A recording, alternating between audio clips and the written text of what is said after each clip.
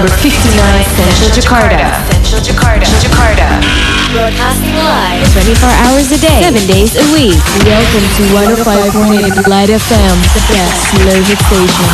For more info, please call 398-35900. flex number 398-35901. Short Message Service 081-880-1058. And follow at Twitter at Light FM 1058. or click www.lightfmjakarta.com. We give you the finest music. Anytime, anywhere. think about it. Yeah, exactly. 105.8. You're entering the slow zone.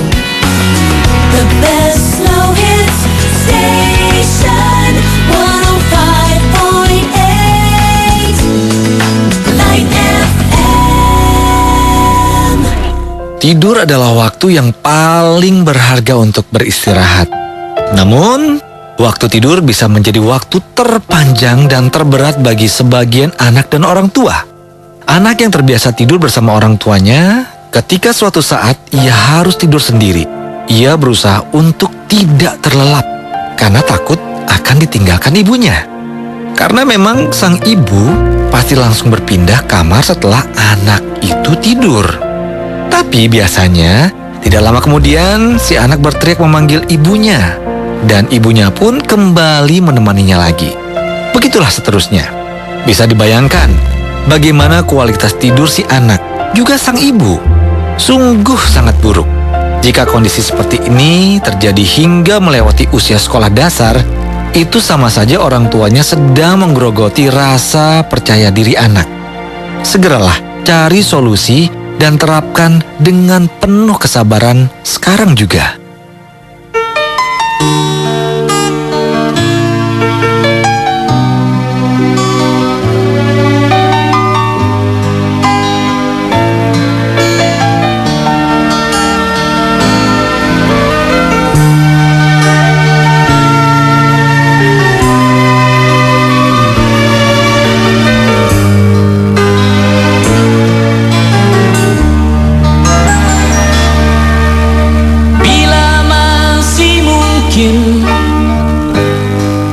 Kita menorehkan bakti atas nama jiwa dan hati tulus ikhlas. Mumpung masih ada kesempatan buat kita mengumpulkan bekal perjalanan abadi.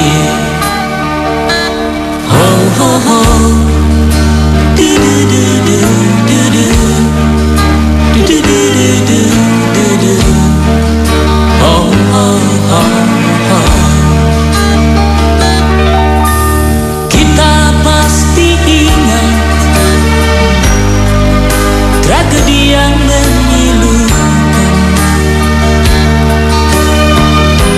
Kenapa harus mereka yang terpilih menghadap? Tentu ada hikmah yang harus kita petik. Atas nama jiwa, mari heningkan cipta.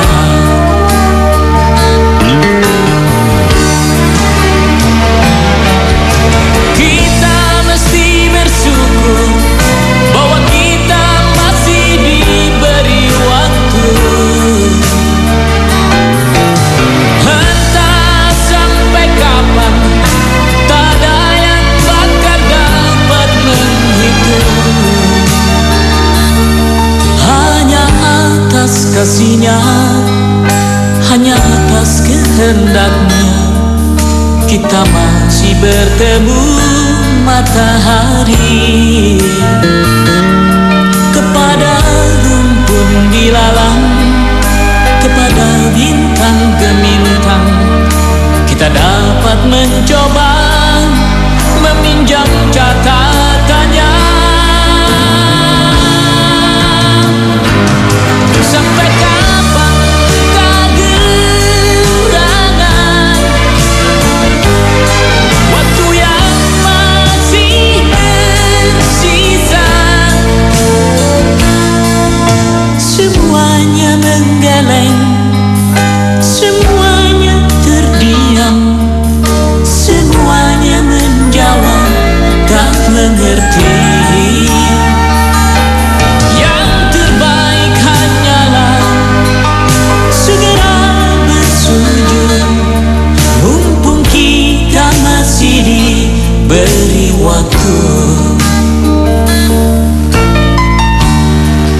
Assalamualaikum warahmatullahi wabarakatuh. Selamat malam Light Audience. Apa kabar Anda semua? Dimanapun mendengarkan acara ini berproses menuju kesejahteraan diri bersama Siwa Agus Hidayat. Anda berada di Jakarta, Anda langsung dengarkan langsung. Atau tidak di Jakarta, Anda bisa melalui lightfmjakarta.com dan juga Indovision channel ID 503. Anda dapat langsung berinteraksi bersama saya dan juga Siwa Agus Hidayat tentu saja dengan menghubungi 398-35906 ya. Kalau di luar Jakarta gunakan kode area 021 atau juga SMS di 081-880-1058. Assalamualaikum Mo. Waalaikumsalam warahmatullahi wabarakatuh. Alhamdulillah, akhirnya ketemu juga saya dengan Sio. Sudah sekian lama ya nggak ketemu ya. Lama tak bersua. Iya, langsung ngopi kita atau gimana? Bagaimana kabarnya? Alhamdulillah baik, berkat doa Siwo juga sampai sekarang masih siaran gitu. Dan Siwo baik juga ya? Biasa-biasa. Insya Allah. Kita langsung terima penelpon pertama Siwo, boleh? Yuk. Baiklah, kita akan terima penelpon pertama Light Audience. Assalamualaikum. Ups, sudah tertutup ya. Baik, di 021398359006 atau juga melalui SMS 081-880-1058. Assalamualaikum. Waalaikumsalam. Silakan, dengan Ibu siapa nih? Saya dengan Mbak Mary di Jakarta. Mbak Mary ya? Ya. Baik, silakan langsung dengan Siwo. Assalamualaikum Siwo. Waalaikumsalam warahmatullahi Begini Siwo, saya masih tetap ingin tahu pendapat pribadi Siwo tentang bagaimana cara wanita muslim berpakaian yang hidupnya di tengah-tengah masyarakat yang sangat beragam. Tentunya pendapat pribadi Siwo ini didasari atas ilmu dan pengetahuan yang Siwo miliki. Sebelum dan sesudahnya saya mengucapkan terima kasih ya Wo. Semoga Siwo selalu dilimpahi kesehatan sehingga bisa terus berbagi dengan kami semua. Amin. Assalamualaikum Siwo. Waalaikumsalam warahmatullahi wabarakatuh. Mbak Mary. Monggo Siwo langsung di take over. Nah, terus penjenengan mau apa? Saya membantu dengan doa gitu ya. Iya deh, penjenengan ngawasi saya aja ya. Baik. Ya, saya ambil. Kepada teman-teman semua, para Light Audience serta seluruh staf dan keluarga besar Light FM, Assalamualaikum warahmatullahi wabarakatuh. Bismillahirrahmanirrahim.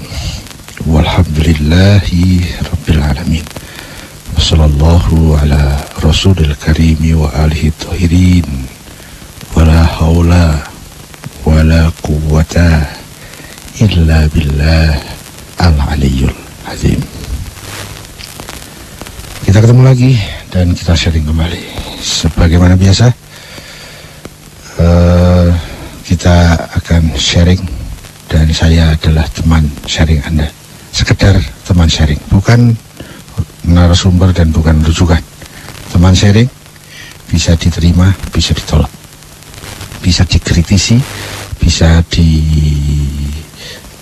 rekonstruksi dalam rangka kita berproses menuju kesejatian diri. Apa yang akan saya sharingkan tentu yang benar, tapi baru benar yang sekapasitas saya, baru kebenaran yang ada pada pemahaman keyakinan saya, baru kebenaran sebatas saya. Jadi bukan menurut hakikatnya, menurut Islam, menurut hadis, menurut ayat, menurut Quran, menurut Rasul, menurut Allah, dalam mata Allah, dalam pandangan Allah. Belum, bukan itu. Baru menurut ilmu saya. Itu penting agar saya tidak melampaui kapasitas saya. Jadi saya tidak punya hak sama sekali untuk mewakili pihak manapun atau pihak apapun. Saya hanya punya hak untuk mewakili diri saya sendiri. Jadi logis wajar kalau ada yang setuju, ada yang tidak setuju, ada yang sependapat, ada yang tidak sependapat. Itu logis saja. Jangan sungkan-sungkan untuk berbeda pendapat. Jangan sungkan-sungkan untuk saling berbagi pemahaman. Dan itu kayaknya fungsi adanya acara ini. Kalau kita sudah sama semua pemahamannya, maka fungsi dari sharing ini akan menjadi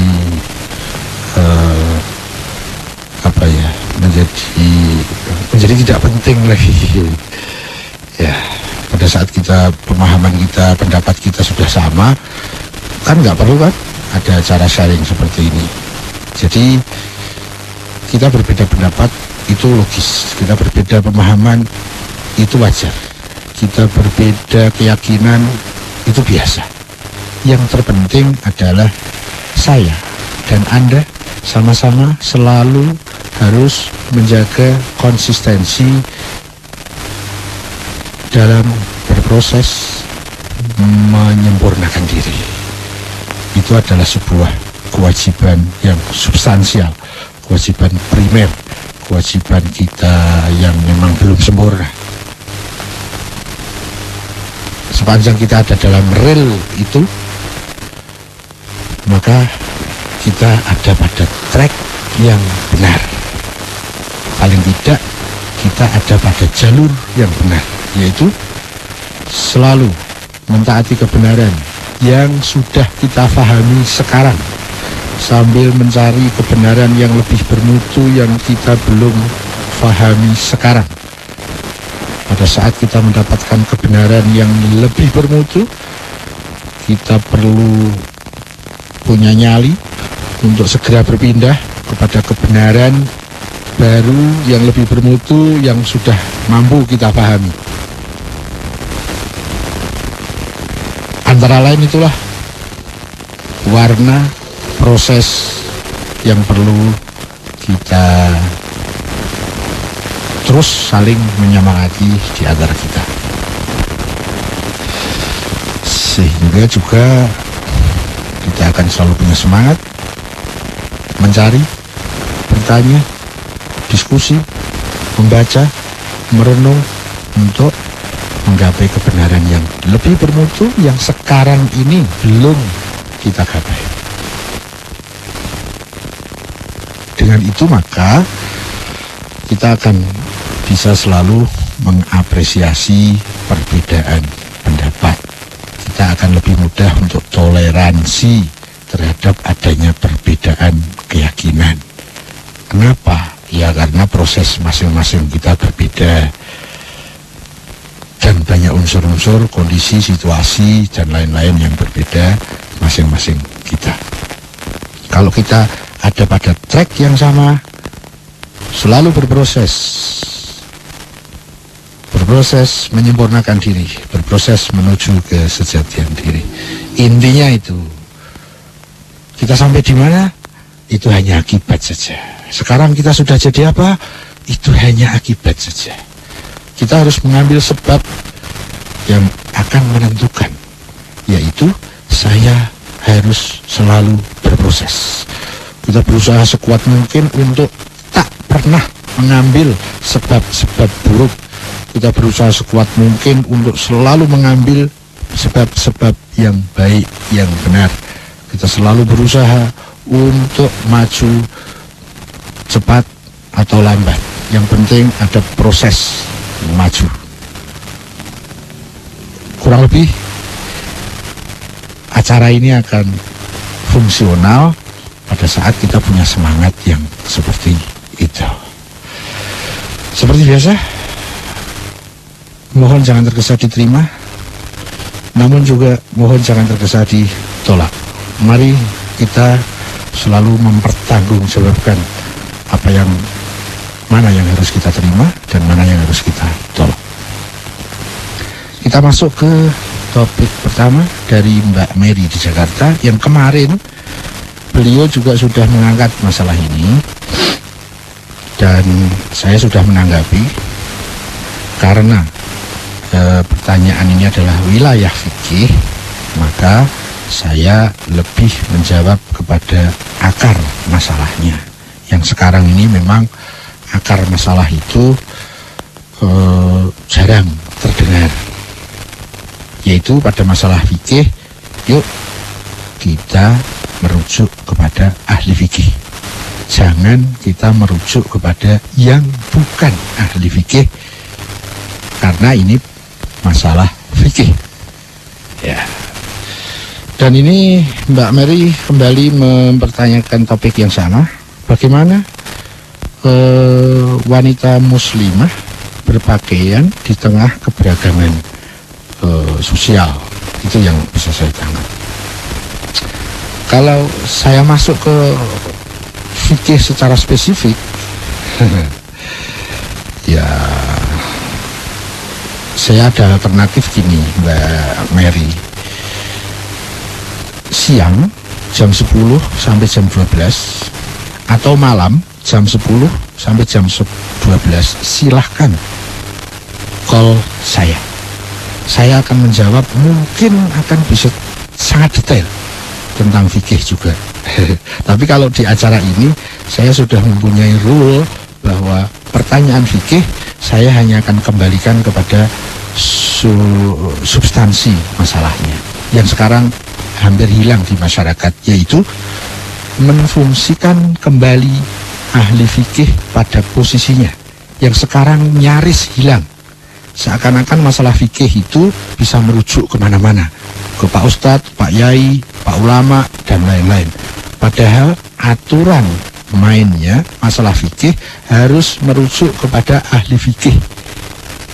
Nah, jadi saya punya rule, aturan-aturan di dalam acara sharing ini, dan saya harus patuhi rule yang saya bikin sendiri itu agar saya lebih mudah mempertanggungjawabkan apa yang saya lakukan di sini, dan saya tentu tidak berani untuk menanggung beban yang di luar kapasitas saya.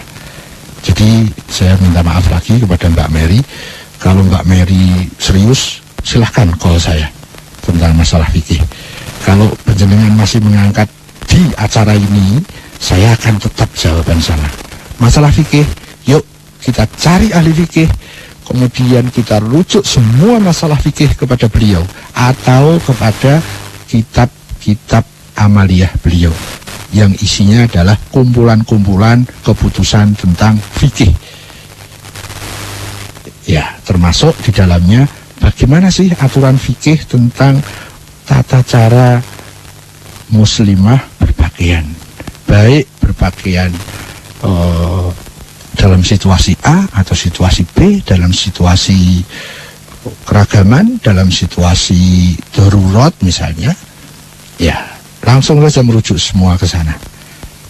Itu Mbak Mary. Jadi saya ulangi lagi agar siap dengan wadah kekecewaan. Kalau yang diangkat masalah fikih, maka saya akan kembali lagi kepada kaidah yang sudah saya bikin sendiri di dalam saya melaksanakan kewajiban sharing ini, yaitu setiap topik fikih yang dipertanyakan, maka saya akan mengembalikan kepada substansi yang di masyarakat sekarang ini hampir hilang, yaitu di masyarakat sudah nyaris tak terdengar tentang mujtahid, tentang ahli fikih, dan bagaimana semestinya mereka diposisikan pada posisinya. Sebagaimana juga kalau ada pertanyaan tentang ayat, tentang hadis, pasti saya hanya akan menjawab substansi masalahnya, yaitu kita harus merujuk kepada ahli tafsir dan ahli hadis. Gitu, mohon dimaklumi. Terima kasih atas tidak puasnya dan saya tunggu teleponnya di HP saya. Begitu, Mas Ariel Bron. Siap, baik. Mudah-mudahan Mbak Mary sudah jelas ya dengan yang dimaksud apa. Mudah-mudahan tidak puas. Tidak puas ya, tidak puas sehingga bisa langsung menghubungi Siwo begitu ya. Kita langsung ke. Atau saya tunggu setelah acara ini. Boleh. Langsung datang ke sana gitu maksudnya Siwo? Boleh. Kencan di perempatan boleh. di perempatan. Kita ke penelpon berikutnya ya. Yoi. Assalamualaikum. Assalamualaikum Siwo. Waalaikumsalam warahmatullahi. Apa kabar dari Taufik Kemayoran Hutan Panjang? Silakan Mas Taufik. Bagaimana pendapat panjenengan mengenai tawaf ya? Waktu kalau saya pernah atau salah dengar itu selama kita masih belum kiamat itu Ka'bah itu kan selalu diputar terus ya, tawaf orang-orang yang bertawaf dan mereka juga.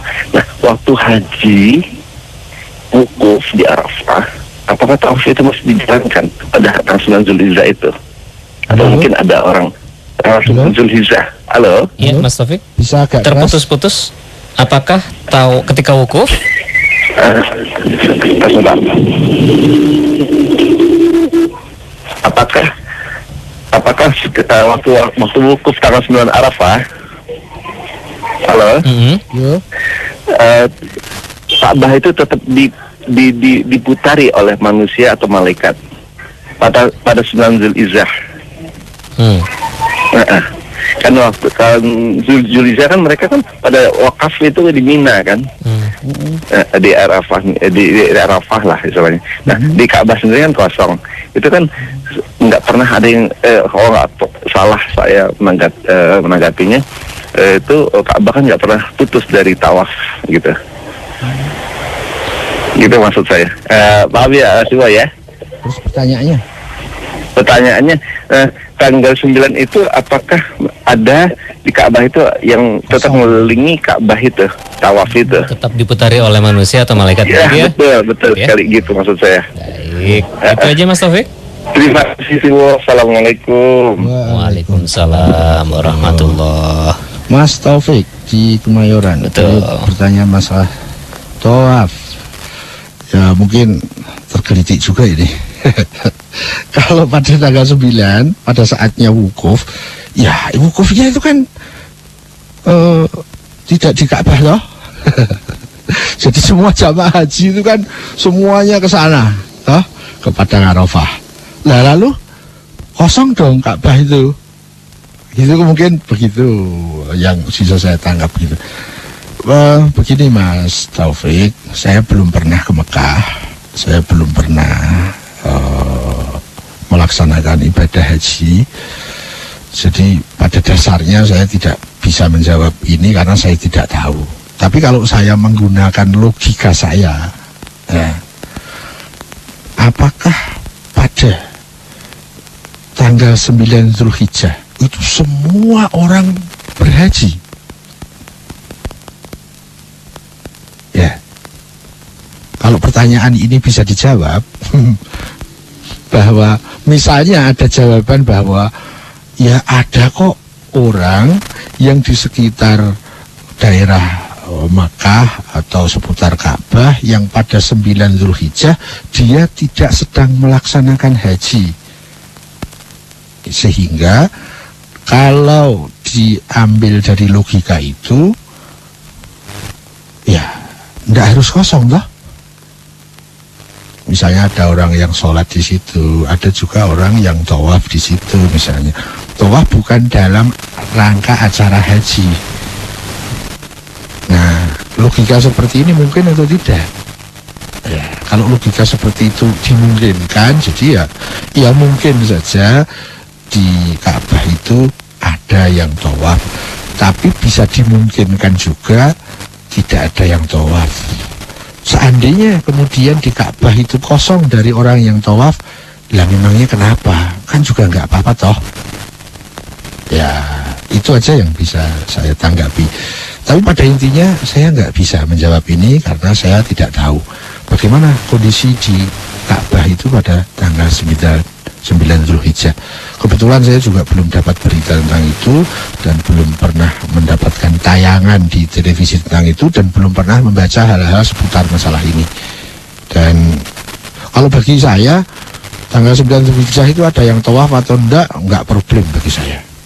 Itu tanggapan yang bisa saya sampaikan kepada Mas Taufik. Sekira itu dan kembali ke Bos Ariel.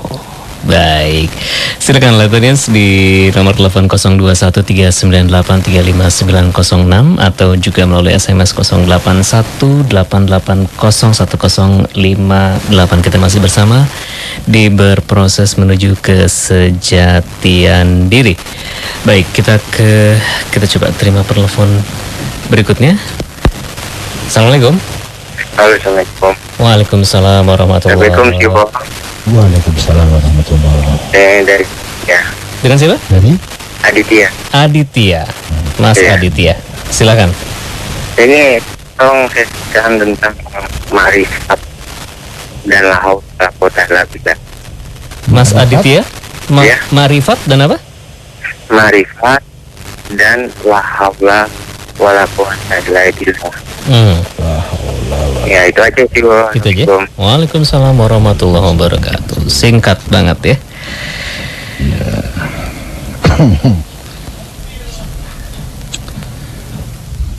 Mas Aditya mempertanyakan tentang ma'rifat dan la haula wala quwwata illa billah.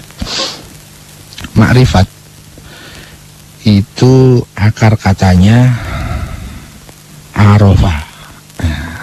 Tadi dibahas ada wukuf itu di arafah gitu ya. Itu juga kata dasarnya arafah.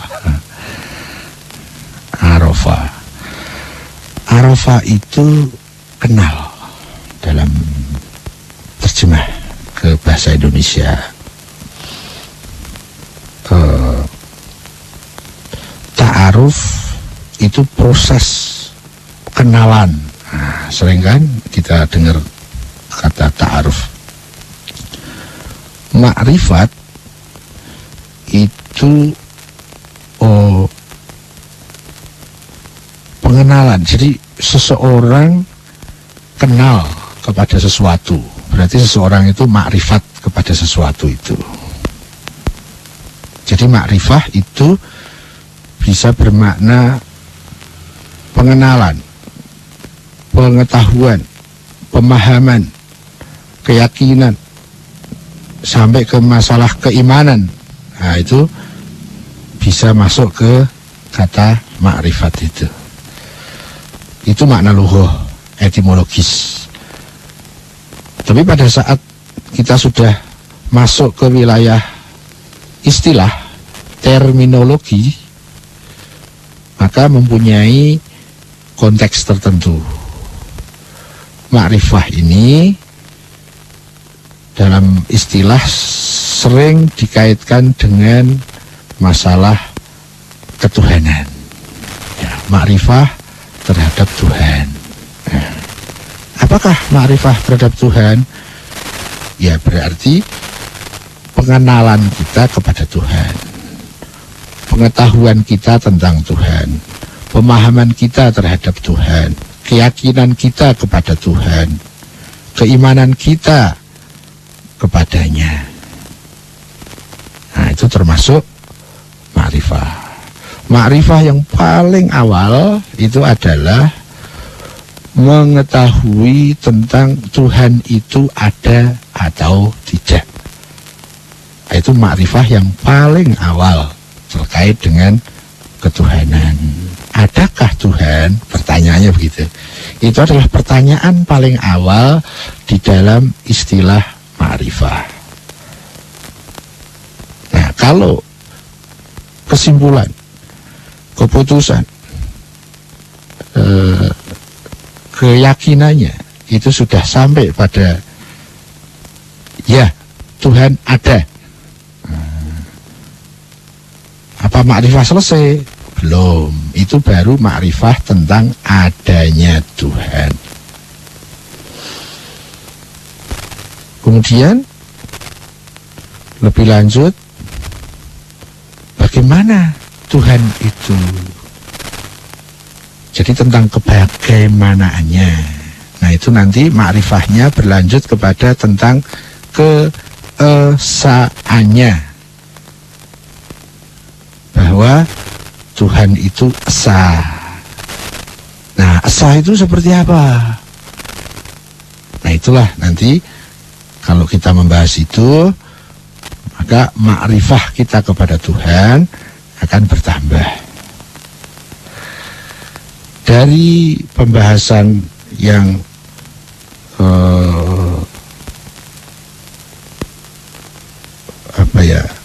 bertumbuh kepada dalil-dalil, bertumbuh kepada argumen-argumen, bertumbuh kepada membangun pemikiran untuk menganalisa dan menyimpulkan, maka semakin akan bertambah makrifah seseorang kepada Tuhan.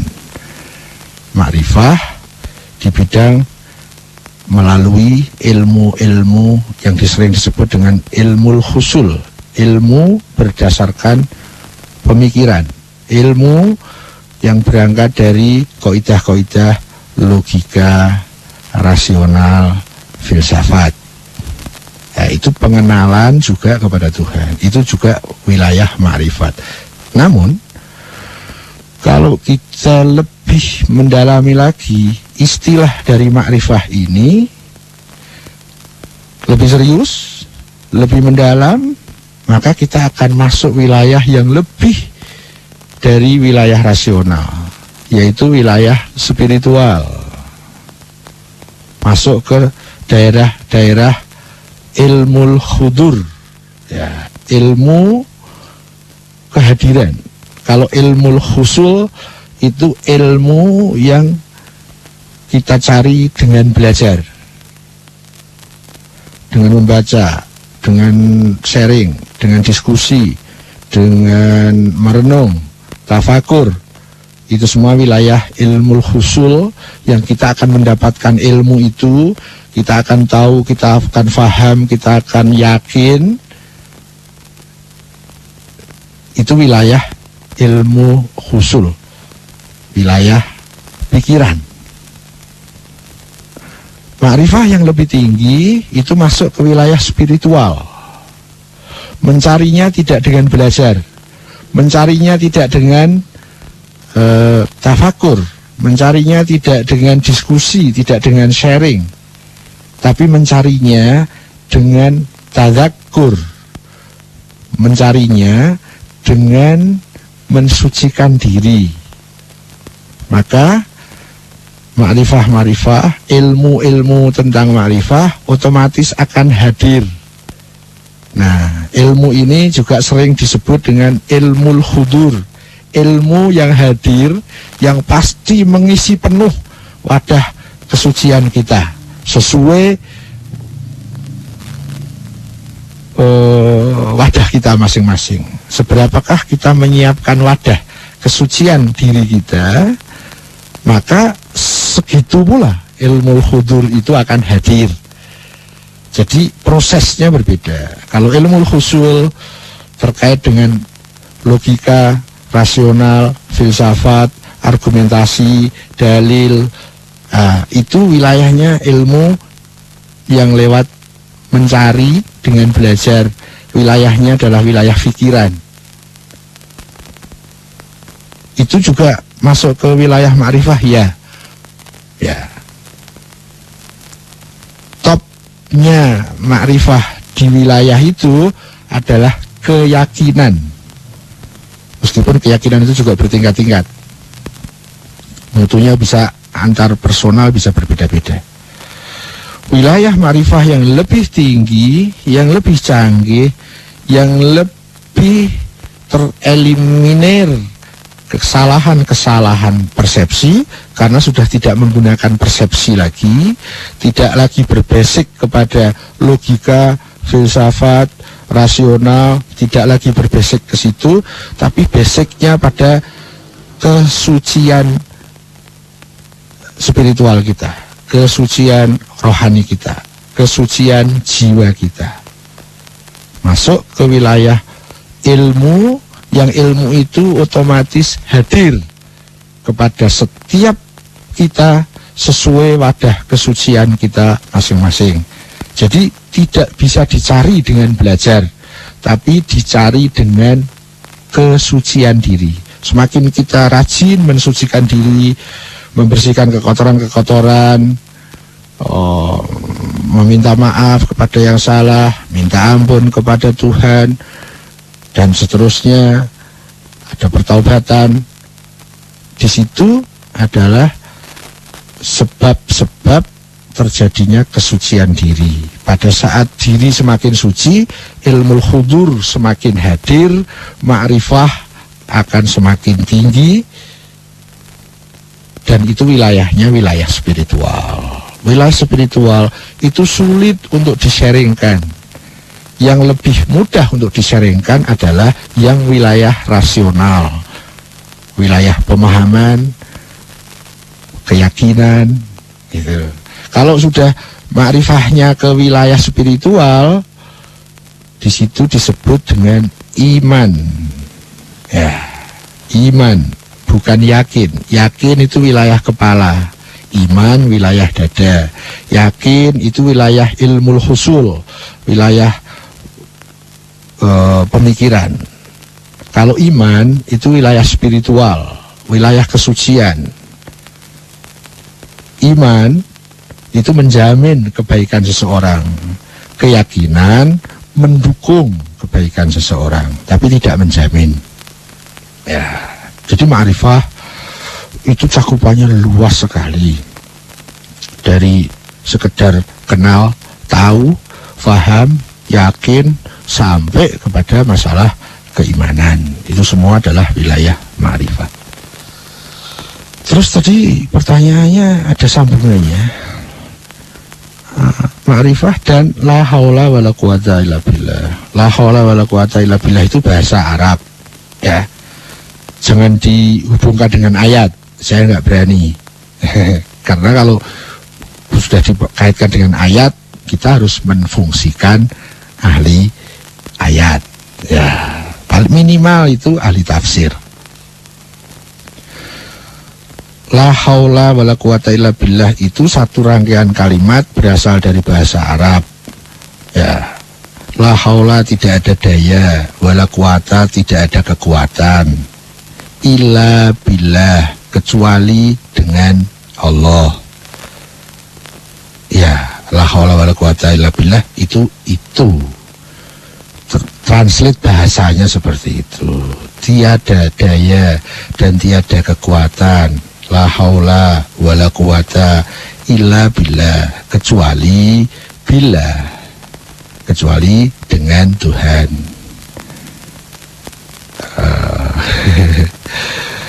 Nah, kalau apa yang dikandung dari kalimat ini, ya, kalau kita mau mendalami, karena ini bisa kita rujukkan ke ayat, ayo kita fungsikan ahli tafsir, atau kita merujuk kepada kitab-kitab yang sudah dikaryakan, ditulis oleh para ahli tafsir. Ya, itu lebih praktis ketimbang kita ngarang-ngarang sendiri. Terlepas dari ini ayat, apakah Siwo punya pemahaman? Punya. Saya punya pemahaman dari proses saya, proses belajar saya, mempelajari tafsir-tafsir, komparasi tafsir, dan lain-lain. Yang saya tangkap antara lain misalnya begini. Di situ ada susunan kalimat. Yang pertama menafikan, baru diikuti dengan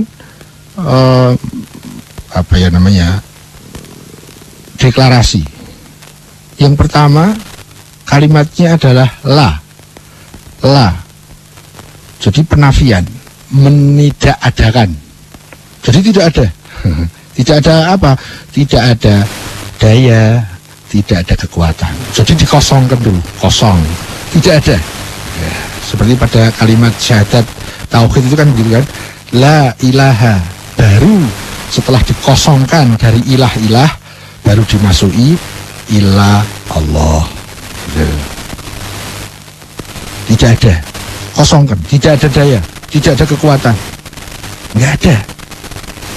Kecuali, nah, jadi di situ kan ada pengecualian tadi situ.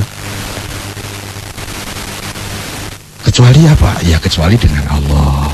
Yang saya pahami antara lain begini, yang global saja, bahwa semua hal terhadap apapun yang positif, yang benar, yang arahnya itu kepada kebijakan, keadilan, keindahan, kesejahteraan, kesuksesan, kebahagiaan, dan seterusnya, yang nilainya positif, tidak akan pernah kita bisa ke situ kecuali dengan Allah. Dengan Allah itu nanti bisa derivatifnya apa ya, turunannya tidak akan, kita ini tidak akan bisa bijak, tidak akan bisa dewasa, tidak punya daya dan kekuatan untuk ke arah yang positif, ke arah yang benar, ke arah yang bijak, ke arah keindahan, hikmah, ketentraman, sukses, kebahagiaan. Tidak akan pernah ada daya dan kekuatan ke arah sana kalau tidak dengan Tuhan. Dengan Tuhan itu bisa dengan wakil-wakil Tuhan, atau dengan guru-guru kebenaran, atau dengan tauhid, atau dengan kebenaran-kebenaran, dengan keadilan-keadilan, dengan nurani. Antara lain itu yang saya pahami secara global. Jadi kalau kita ini ingin hidup bahagia, kita ingin menjadi dewasa, bijak, menjadi arif, kita ingin menjadi pribadi kita semakin sempurna, kita punya ancangan sukses masa depan, dan lain-lain yang positif-positif ya, yang benar-benar. Maka tidak ada daya, tidak ada kekuatan kecuali dengan Allah. Ya. Kebalikannya, kalau mau yang negatif, ya bisa. Mau yang negatif-negatif, bisa. Tidak dengan Tuhan, bisa. Ya. Atau kalau kalimat ala BMKD, pada saat kita ini punya keinginan agar saya ini bisa menjadi orang yang dewasa, orang yang bijak, yang pribadinya indah, yang tidak mudah gelisah, tidak mudah khawatir, tidak pernah takut, mudah memaafkan orang, mudah menikmati sesuatu keindahan, dan mudah mudah memanage kekecewaan, mudah mensikapi pada saat kita dilecehkan, mudah kita mensikapi pada saat kita difitnah, dan lain-lain hal. Itu kuncinya la haula wala quwata illa billah. Berarti kita berjalannya harus dengan Tuhan, dengan wakil Tuhan, dengan kebenaran, dengan nurani. Hanya bisa dengan itu.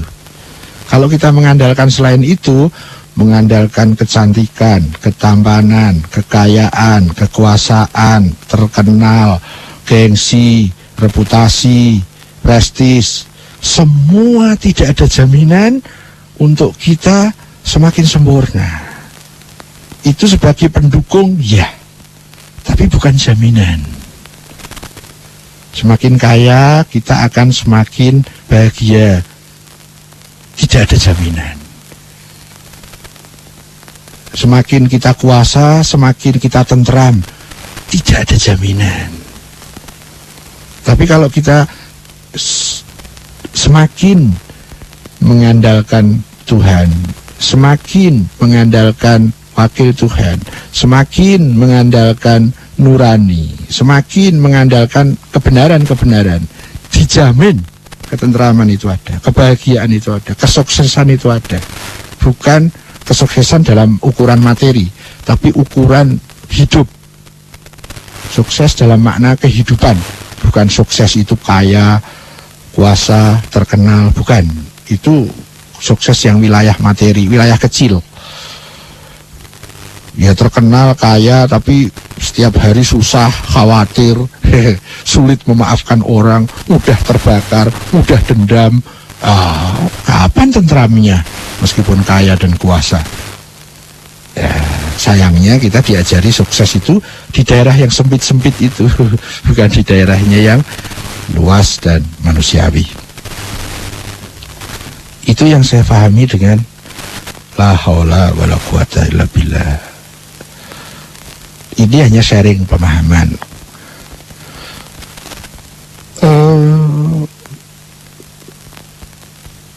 Agar saya tidak membuat salah paham, enaknya begini, kita rujukkan saja deh kalimat ini ke ayat.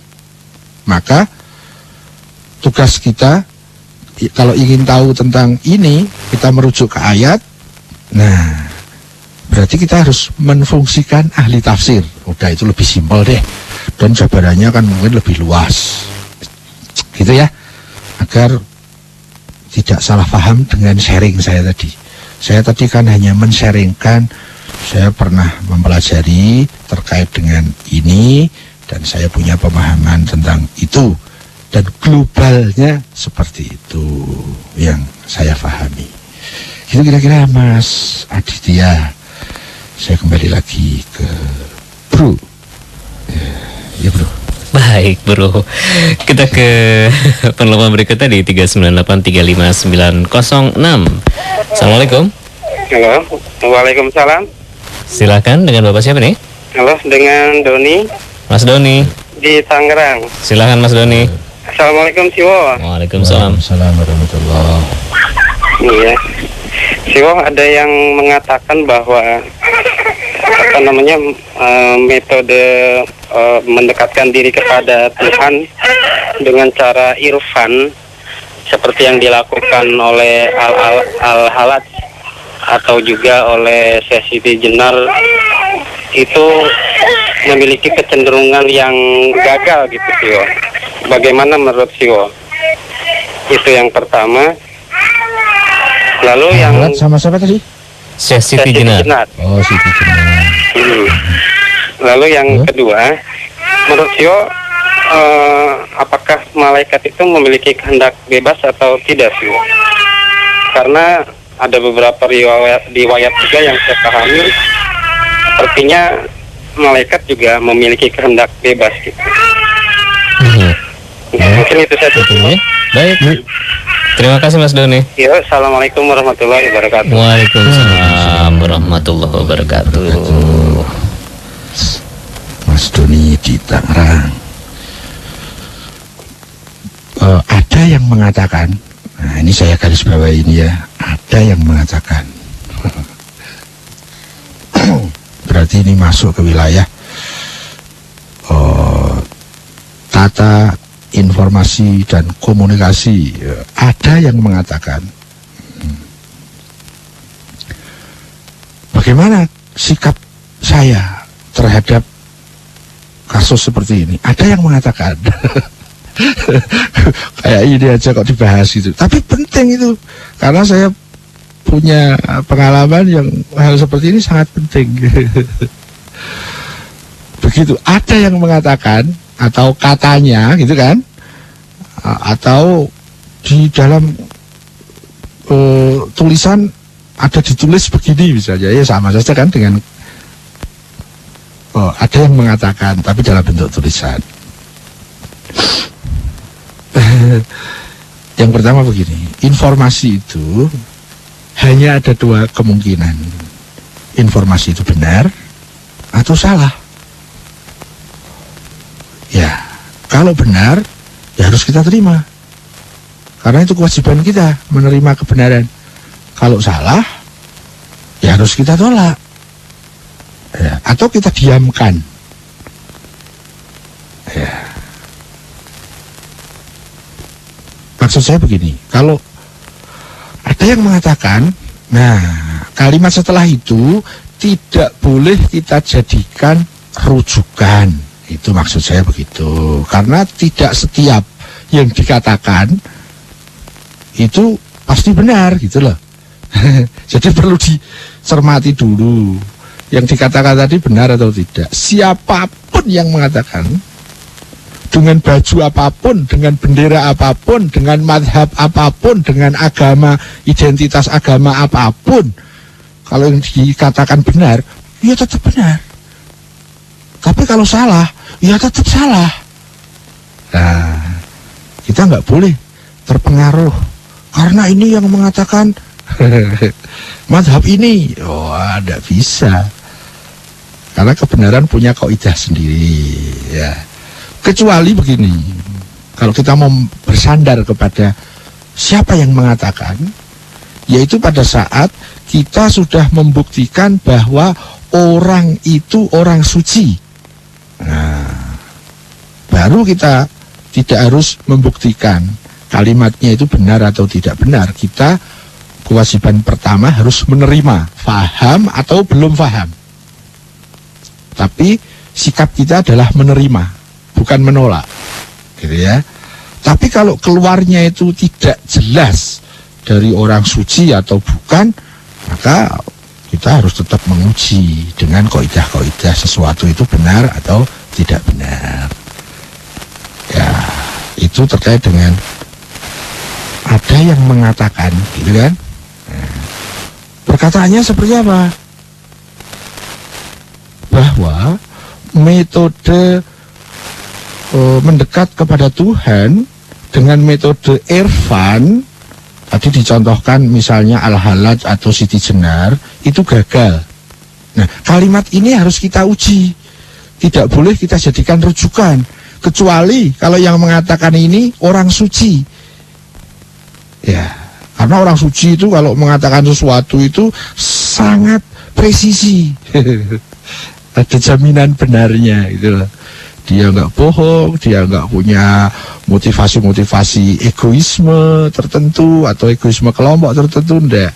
Setiap yang dia katakan itu dalam rangka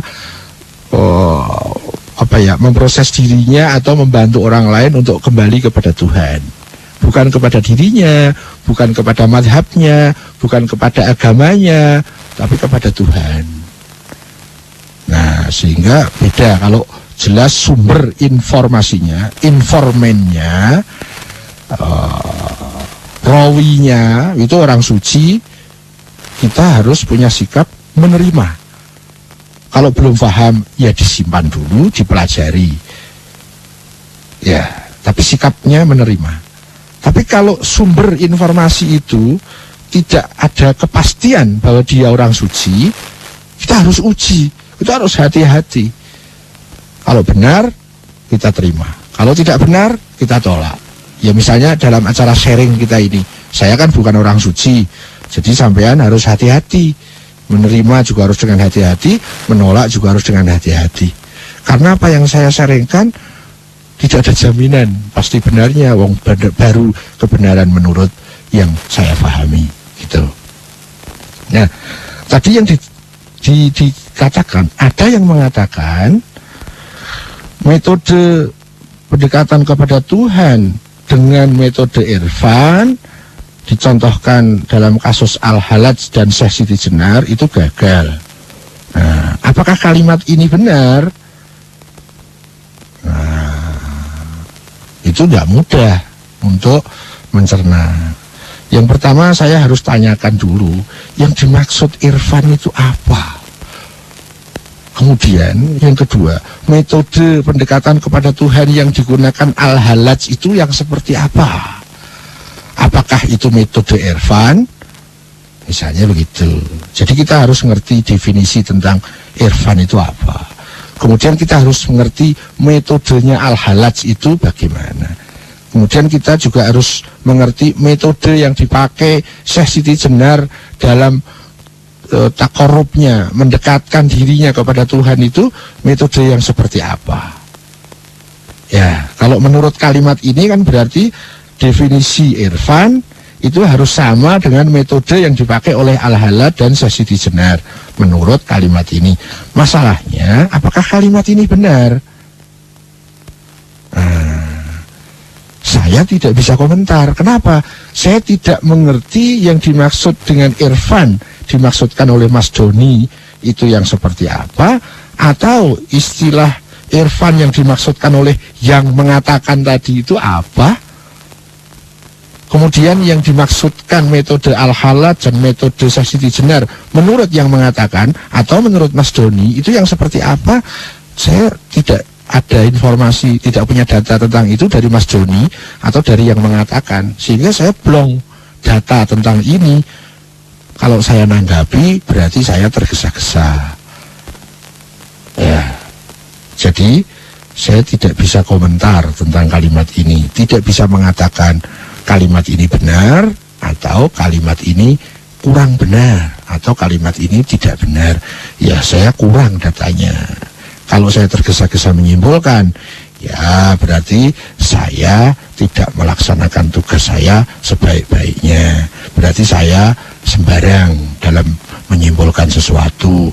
Berarti saya tergesa-gesa menolak sesuatu atau menerima sesuatu. Ya, begitulah. Gitu Mas Doni. Nah, kalau Mas Doni bisa lebih memberi data lebih lengkap, yang dimaksud irfan apa di situ? Ya, yang dimaksud metode Al-Halaj yang bagaimana? Yang dimaksud metode Syekh Siti Jenar yang mana?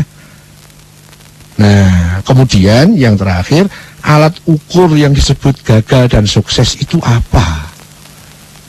Apa karena kedua tokoh ini digantung pada zamannya itu alat ukur kegagalan? Ya, kalau itu alat ukur kegagalan, alat ukurnya sangat empiristis, ya Nabi Isa gagal juga dah. Oh, Nabi Isa juga disalib gitu. Itu misalnya kalau alat ukur kita sembarang. Karena alat ukur gagal dan alat ukur sukses, sebelum kita mengukur itu sesuatu itu gagal atau sukses, alat ukurnya harus benar dulu, dan cara tata tertib dalam mengukur juga harus benar. Cara benar tapi alat ukur salah, ya hasilnya salah. Alat ukurnya benar tapi cara menggunakannya salah, ya salah juga. Ya begitulah. Jadi disitulah kita perlu berhati-hati, lebih cermat, lebih tertib kayak gitu ya. Jadi gitu Mas Doni, data yang penjenengan masukkan ke saya kurang lengkap. Saya punya sih pemahaman, apakah itu irfan, apakah metode yang dipakai oleh Al-Halaj sepanjang yang saya tahu, apakah yang dipakai oleh Syekh Siti Jenar dalam rangka taqarruban ilallah sepanjang yang saya pelajari, saya punya pemahaman itu. Tapi itu kan pemahaman saya. Tapi apakah pemahamannya seperti